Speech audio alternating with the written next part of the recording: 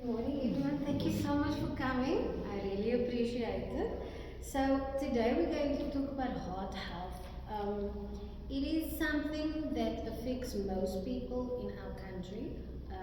It is a lifestyle disease and it is mainly caused by our lifestyles. But there are other reasons, and I'll get into that as well. So Proverbs 4 verse 23 says, "Keep the heart with all diligence, because from it flows the issues of life." That can also be taken literally, because what we put into our bodies is what will affect our hearts. So the issues of our life will be affected by what we consume. So we need to be cognizant and diligent of what we put in, because our life will flow through the issues and the things that we put in. And Leviticus 17 verse 11 says, "The life of the flesh is in the blood." And that once again can also be taken literally in terms of what you eat literally becomes who you are and what actually goes into your blood. So God has given us a body that can heal itself, which is so amazing. But we need to be diligent about what we put in so that we can aid the healing or even circumvent the healing process, because then harm won't be done. So we need to be discerning and logical about how we actually do things in life. We need to be cognizant of what we do, the things we think about, because emotions also affect our heart, as we know. So our thoughts affect our heart, our emotions affect our heart. Stress encapsulates all of that. It is a big factor with the heart, and then obviously what you consume and your lifestyle choices. So what exactly is heart health? Your heart basically is a pump. So it's an organ that pumps, and it opens and closes, opens and closes. So it's actually a muscle that keeps on pumping. And so what is also important through the dilation and the constriction of the heart is the contents that is being flowed through the heart. So the contents of the blood is important, the nutrients and so forth, and once again what you eat feeds the nutrients that gets into the blood, and the viscosity, which is the thickness, that also impacts how your heart reacts. So what are the causes of heart disease? Heart disease basically is when your heart is in a state of dis-ease, which means it's not functioning properly. So it isn't just one specific thing, it's anything that is making your heart not function the way it should. So the types of heart disease that you get is coronary artery disease, which is the most common one, and that basically is when your arteries are clogged up and your oxygen is being reduced due to that, and then your muscle of your heart weakens. Then you get congenital heart defects. That is what you are born with, and sometimes it can be that you have leaky valves, you have a hole in the heart, or you have a missing valve. Those are the types of defects you can be born with. And then you have arrhythmia, which is your irregular heartbeat, and that can also be due to a couple of things. You have dilated cardiomyopathy, which is when the heart muscle stretches. And then because it's being stretched, it actually weakens, because it needs to actually constrict and relax. But if it's stretched like a balloon, the more you blow it, the more weaker it becomes, and it can pop easier the bigger it gets. That's the type of concept.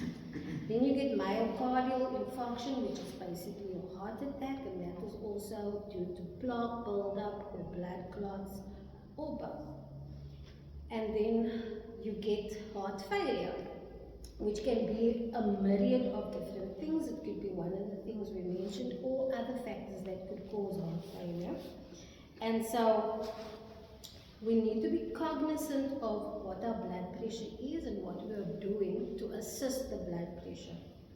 Now, symptoms are you can have angina, which is chest pains, difficulty breathing, fatigue, lightheadedness, and then fluid retention, mainly in your ankles, but also in your legs and other parts as well.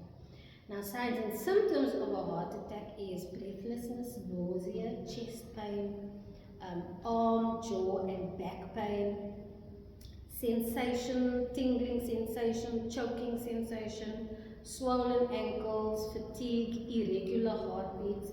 But the most common ones that most people experience when they get heart attacks is your left arm pains. Normally 2 weeks before the heart attack it starts paining, your chest starts paining, and you sweat profusely. So those are the main common characteristics of when a heart attack is coming. Now the causes and risk factors. This is the important thing. It can damage all parts of the heart. It's problems with the blood vessels. It can be low supply of oxygen to the blood, to the heart, and it can be the nutrients that are actually in the blood that can also affect the heart. And then obviously problems with the rhythm of the heart. And that all can also backtrack to how you live your lifestyle. Are you exercising? Are you doing this? Are you doing that? Are you stressing? Because that also causes your heart rate to go up. So the lifestyle factors are high blood pressure, diet, age, smoking, alcohol intake, low activity levels, or no exercise, sleep apnea, that's just problems that you have when you sleep, in your breathing, obesity or being overweight. Diabetes can also lead to heart problems, and then obviously if it's hereditary, it's in your family, it could be passed down to you. And a leaky valve, that's also another one of those things. So how heart damage actually occurs. Most people say cholesterol is the cause. There has been a lot of new research where scientists have now discovered cholesterol actually isn't the cause. They have now discovered what cholesterol actually does. And so cholesterol is actually made in the liver from fat. And this fat is made up of 80% glucose and 20% of fat.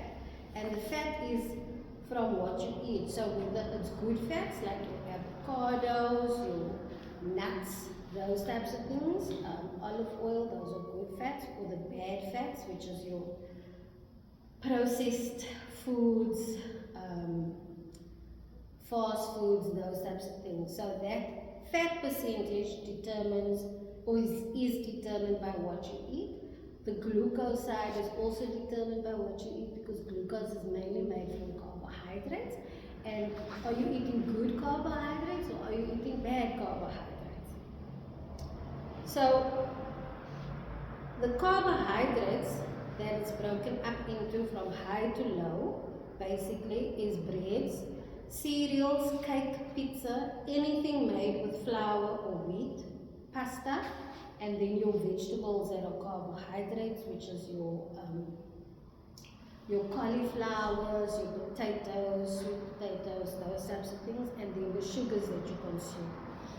Now, once again, 80% of that fat, that is the cholesterol, is made up of the glucose, which comes from your carbohydrates, which we just mentioned, and then 20% comes from the fat. So the type of combinations that you have literally is determined by what you consume. Now, just to backtrack onto carbohydrates and flour or wheat, another reason why diabetes is such a bad or prevalent lifestyle disease, especially in South Africa, is because our main diet consists of those types of carbohydrates, most things to do with flour. Most things are flour based. Now back in the 50s, because there was now the baby boom and they needed to make more food, they genetically modified the wheat. And the wheat then produced this active called amylopectin A. And that amylopectin A has a high glycemic index and it sits on the waist. So that's why most men have like this beer belly and stuff. It literally is from that active because it's very stubborn and hard to get away. And so that amylopectin A, because the glycemic index is so high, it spikes your sugar. So if you're eating cereals, breads, pastas, anything with flour in whole day, it's causing a high spike in your sugar, and then your body has to react and then bring it down very low to counteract the very high, and that very high and very low then causes diabetes in essence, because you become insulin resistant because of that high and low, and if you keep on with that type of diet, you eventually become diabetic. So that's why diabetes is also a big factor to heart disease, because the weight management also impacts the heart. But it actually links to the fat and the carbohydrates that you are consuming that makes up the cholesterol. Now, there's two types of cholesterol. You get your HDL, which is your high density lipoprotein, and you get your LDL, low density lipoprotein. Now, the HDL basically is considered the good fat, so to say, for the cholesterol, because it circulates in the blood, it circulates the cholesterol through the body, and whatever is not used, the excess, it then takes it back to the liver. So there isn't a lot of that going around, and that's not used. But the LDL is mainly what they find when they do autopsies. So this is where they initially thought cholesterol causes heart attacks, is because whenever they did autopsies, there was very high levels of cholesterol in the blood vessels. And the reason for this is because the LDL is actually a repairer and rebuilder. So if there is something happening that causes the artery to be torn or damaged or whatever, inflammation takes place. So your brain is telling you, oh, there's a cut or a mishap in the area, send reinforcements. It then sends the LDL to go and rebuild the blood vessels, because it needs to obviously be rebuilt very quickly. So that is why you find a lot of LDL in your blood vessels, because it is constantly trying to rebuild the damage that is being done. And what causes that type of damage is environmental toxins. So it is stuff like detergents, cleaning things, those types of things that actually disrupt your blood vessels. It's environmental pollution, smoke.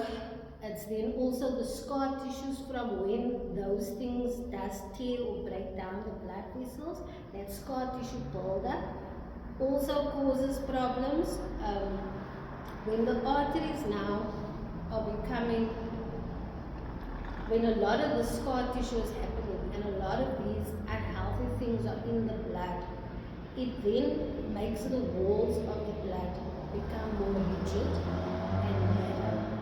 And so that also causes stiffness and puts pressure on the whole system. Now, this basically is like, I don't know if you can see it, but it's like a little model of how your blood, let's say this is your artery, right? So, because of all the environmental damage and all the factors that was now causing the narrowing, the stiffness, the rigidness, it now starts to narrow, as you can see. Now these little yellow things, they are basically your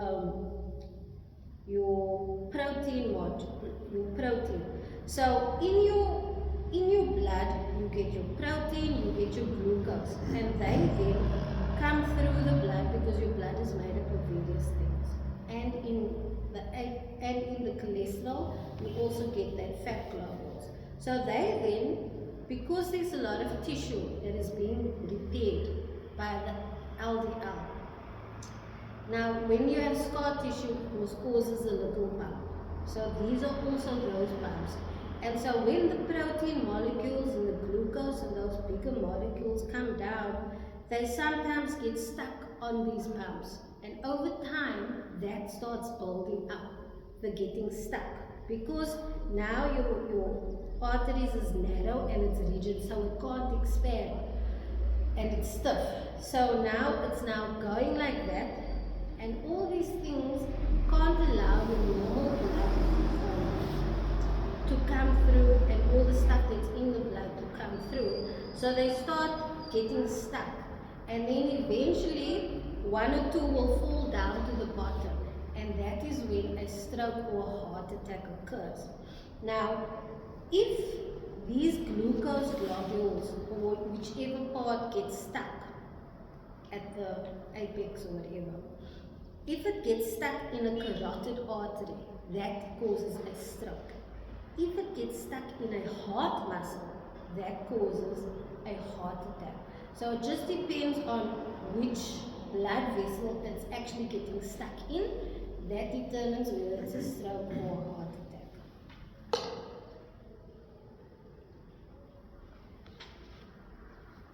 So as you can see, cholesterol actually doesn't cause heart attacks. It actually is there because it's trying to help the situation. It's trying to heal the blood vessel and not cause harm. But because of our lifestyle, the environmental toxins that get into our blood vessels, and the buildup and the damage that occurs, a lot of it has to be sent all the time. And that is why there's such a lot that's always there. But cholesterol is actually very good because it takes a lot of the glucose to the brain, because carbohydrates is what feeds your brain. So the more you get, the better for your brain. So it also fights cancer. So it has a lot of good properties, but because of the past and what they thought it was, it got a very bad rep. But now they are discovering that actually cholesterol isn't a bad thing, it's actually a good thing.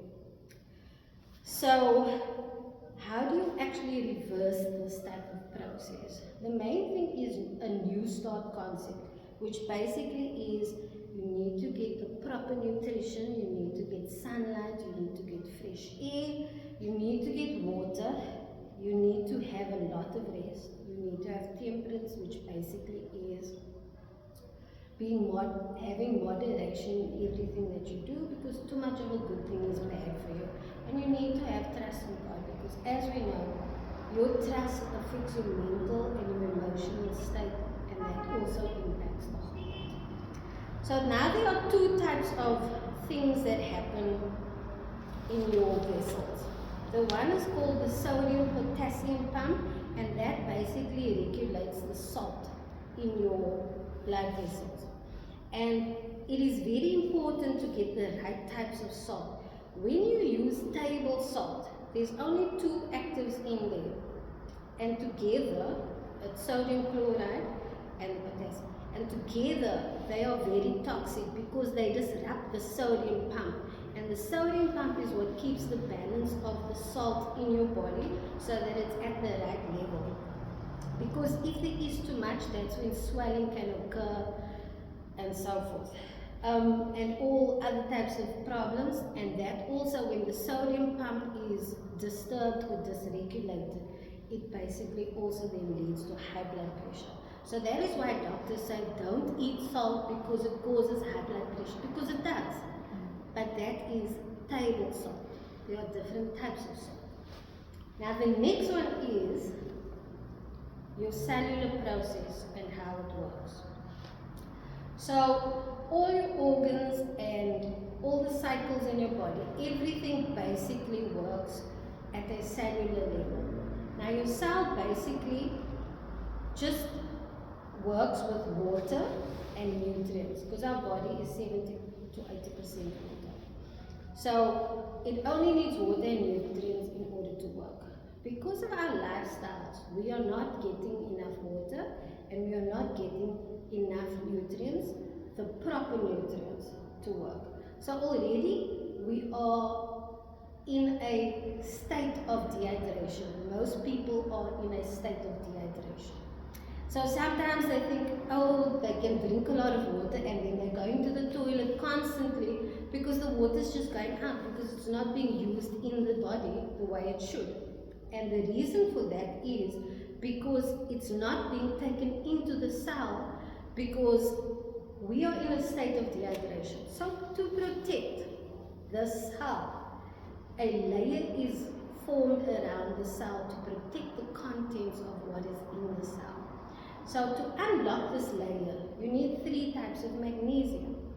And things like Himalayan salt or Celtic salt has all 3 of those nutrients, and 74 to 84 of the 102 nutrients and minerals that our body actually needs to survive. So taking Himalayan or Celtic salt with your water is very good for you because now you're feeding the water and you're feeding the nutrients and minerals that your cells need in order to work properly.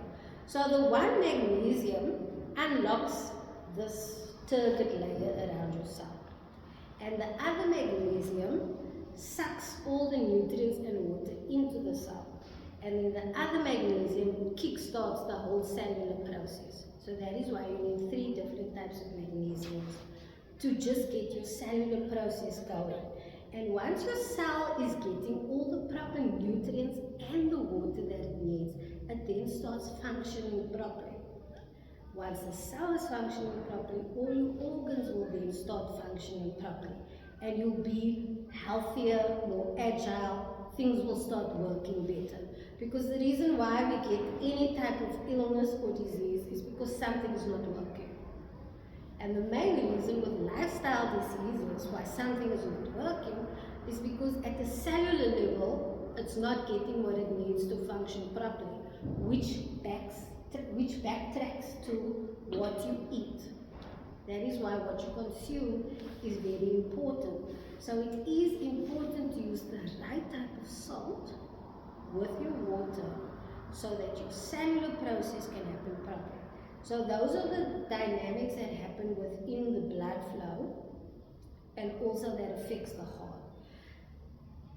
The nutrients that you find and minerals that you find in the Himalayan or Celtic salt is also beneficial for the heart and actually stabilizes and lowers the blood pressure because your cells are getting what it needs. So it's working properly, damage is now not happening, so to say. So how your heart works is it needs 2 minerals to do the job. So when it constricts, it needs calcium.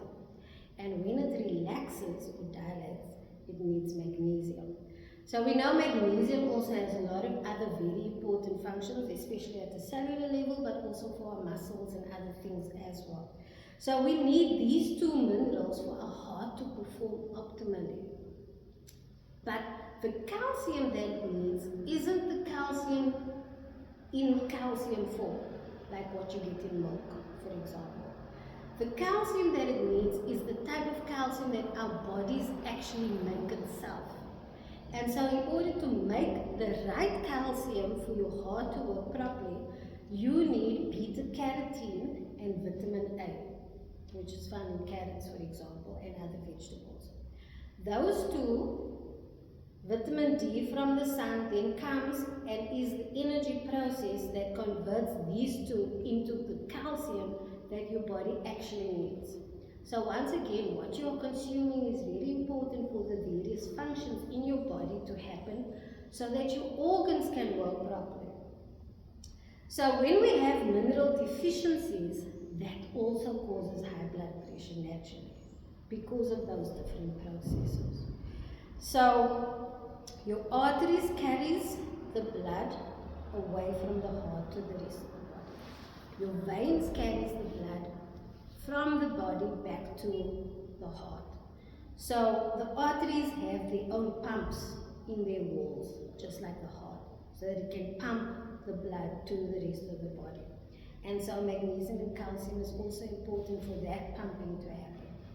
Your veins don't have any. That's why you hear of collapsed veins, varicose veins, those types of things, because your veins don't have the pumping function, so it needs assistance to work properly. So here exercise fits in. So because it is like literally from the bottom of your feet, now it needs to be pumped back to your blood. If we are not exercising, that circulation process can't really happen. But your second heart is actually found in your calves. So your calves are called your second heart. And so how this action happens is when you jump up, you are causing an anti-gravity effect. That is allowing the lymphatic system to kick in. So the lymphatic drainage system, jumping up, opens the blood vessels, and then going down closes it. So when you do that up and down action, that is assisting your veins, to pump the blood back to the heart. It's also then strengthening your veins so that it can work properly.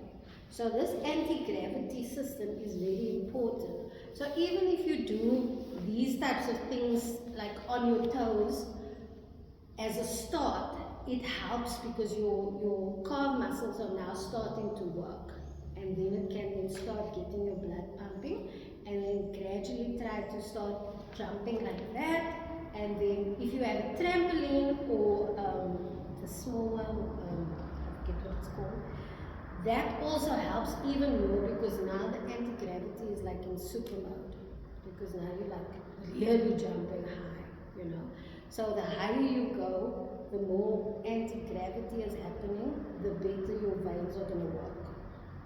So that is why exercising your calf muscles is very important for heart health as well, and your minerals and your nutrients. So that is why a lot of the reasons why we have heart health issues is due to malnutrition, mineral deficiency, and a lack of vitamin D. Because vitamin D is the source that activates all the other building blocks that need to happen. Once again, food is very, very important. So how do we counteract this? We need to change our lifestyle so that it can literally reverse our heart issues. We need to drink at least 8 glasses of water a day, but it depends on you because everybody's tolerance is different, but that is the standard amount. And you need to have your salt intake, the right salt intake, your Himalayan salt, not your table salt. So what is the quantity of this salt that you're supposed to how it starts is if you're going to take 1 glass, which is about 250 mils, you take 1 crystal of the Himalayan salt. You can either put it on your tongue and sip your water, or you can put it in your water and then drink it like that. Obviously, if it's on your tongue, most of the nutrients will be absorbed better. But it is up to you how you want to work it. And then as your taste buds get used to the taste, you'll start craving more of that saltiness. It's like, think of animals, cows and so forth. There's always a salt block. Now why would the farmers give cows a salt block that they constantly are licking on? Because their functions work the same as ours. They need that salt in order for their cellular processes to happen properly. And we do too, but we need the right type of salt. Again, this can also be a flip as to where Jesus says we need to be the salt of the earth. Because the salt, if it loses its flavor, it has no value, because that flavor is the minerals and nutrients that the body needs to work properly. So again, Bible verses can be literal and gymnastic. So then you need to constantly be taking that. So as your taste buds are getting used to the salt, now your body is starting to be able to work properly. Now it wants more of what it's getting so it can work better and better. You'll start craving more salt. Your taste buds will then tell you if, so then you increase the amount of salts the amount of crystals that you take. Your taste buds will tell you if it's too salty or too weak. If it's too weak, you increase. If it's too salty, you decrease. So your palate will then tell you what you need and how much of it you need. So your body will gauge how much salt intake it is needing because everybody's bodies are different and everybody's health status is different. Me, for example, for the past 2 years, I haven't gotten sick in terms of flus, colds, any of that type of thing. And I can't afford to eat healthily because life is expensive. But what I do is I drink Himalayan salt every day. And I don't need coffee. I have so much energy. I'm always up and ready to go. Some days because of the workshops and stuff that I don't eat. But I have this endless amount of energy because I'm getting all the nutrients and minerals that I need. So when I'm sick, it's stuff like a spider bite or those types of extrinsic things that happen, but it isn't actual flu or catching a cold or anything like that. Because I do believe my body is now in a healthier state. I don't really have much aches and pains unless I did something to hurt myself. And I used to have lots of back problems because I was in 2 car accidents, and if I just bent wrong, then I was out for a whole week. And I was supposed to have physio for the rest of my life. Now I don't have any back problems at all. Unless once again I do something that hurts it. But generally, I feel very agile, very healthy. Yeah. So I think I'm a living testament that this salt and water actually does work, but it is up to you. People who have more health problems, it will take a lot longer, but certain lifestyle diseases can be reversed if you just eat properly. Excuse me, so how many crystals do you throw in that bottle? Me, I take 2 globules like this. Okay. And So I throw it that is in, like a and this teaspoon. is a liter of water. So if I have, and then sometimes I take too much and then I can taste it's too salty, or sometimes I take too little and then I can say, okay, now this is not tasting right, I need more. So once again, your palate tells you how much you actually need. Then you can also use cayenne pepper. Cayenne pepper is an amazing adaptogen because if your blood is thick, it thins it. If it is too thin, it thickens it so that the viscosity is just right. Cayenne pepper also stimulates blood circulation. Cayenne pepper also helps with blood clotting if you have internal injuries like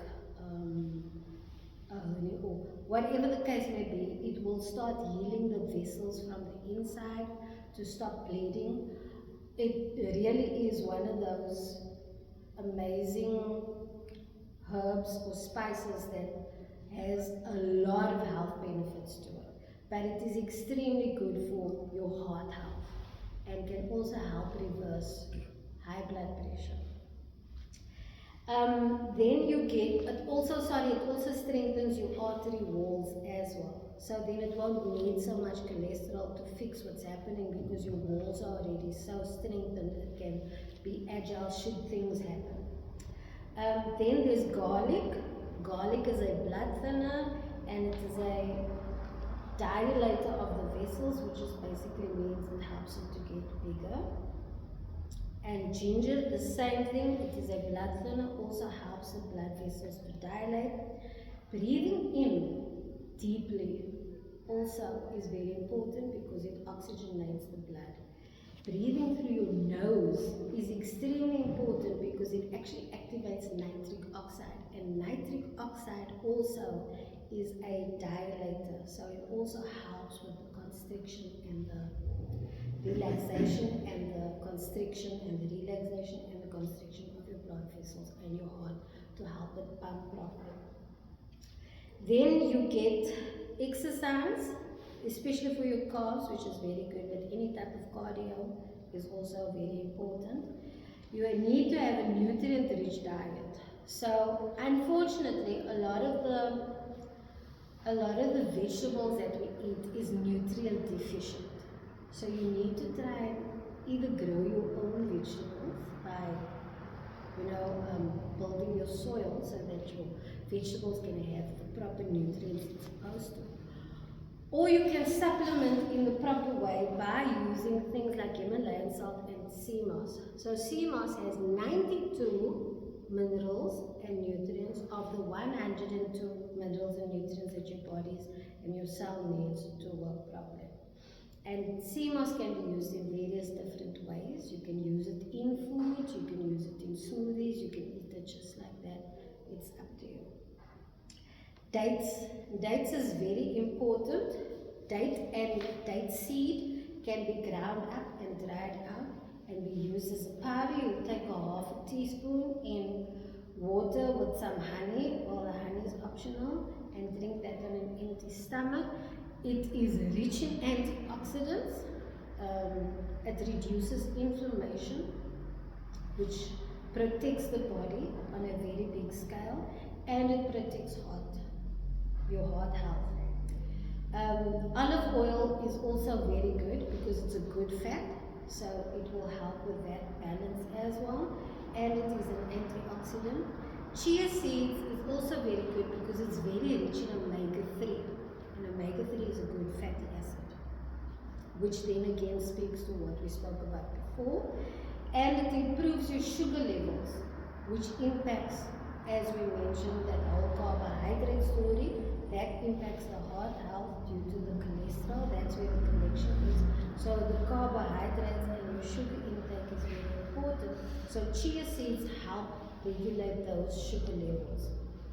It also cleans the arteries from plaque and any other buildups that might happen due to environmental toxins. Excuse me, is it a good thing because I spike my chia seed with lemon and honey? Yes, I drink it about every morning.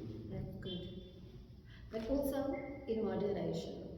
Too much of a good thing can be bad, Is it? depending on what I'm other eating health garlic issues now for the you past 10 years, have. Okay. every night. Wow. Garlic and ginger. Wow. Are you healthy? Just like that. I'm healthy, but I can't control my blood pressure. I don't know what is going on. Okay, so maybe you need to try some of the other The things. salt. you mentioned. Maybe that is. And if I run, then Some I swallowing exercise. because then I pop the salt tablets. Okay, but again, what is in those salt tablets? If you just think, if something happens to you, they rush you to hospital, you're in the ambulance, what is the first thing they put you on? A saline solution, right? This is? Yeah. What is a saline solution? So you see, it makes sense that Yeah. dots now connect as to why they give you that first, because it will help fix whatever issues or help assist your body to fight whatever is happening currently. So it is important, you just need to find out what works for you. So you need to try different things because we don't know exactly what the issue is, because there's various issues that can cause high blood pressure. Watermelon is very good because it helps lower your blood pressure, and it helps produce nitric oxide, which is a vasodilator. It improves your blood flow and it lowers your blood pressure. It also has potassium, which helps with the sodium-potassium pump that we spoke about earlier, by balancing the effects of the salt in the body. Hibiscus and pomegranate are very good to consume because it's very rich in antioxidants. It also lowers your blood pressure and it boosts the formulation of nitric oxide. So nitric oxide is very important for heart health. Beetroot, rich in nitric oxide, also reduces your blood pressure. Carrots, very important, as we mentioned before. It helps with the calcium that your heart actually needs for that constriction and relaxation. Celery relaxes the artery walls so that it becomes more pliable and it doesn't get stiff and rigid. It also then reduces the blood pressure. Grapefruit clears the plaque in your blood vessels. And melatonin is also very helpful when you have high blood pressure, especially if you were a stroke patient or your doctor says you must watch out because you might get a stroke. Those types of things, melatonin is very good. So that is basically your heart health. Any questions?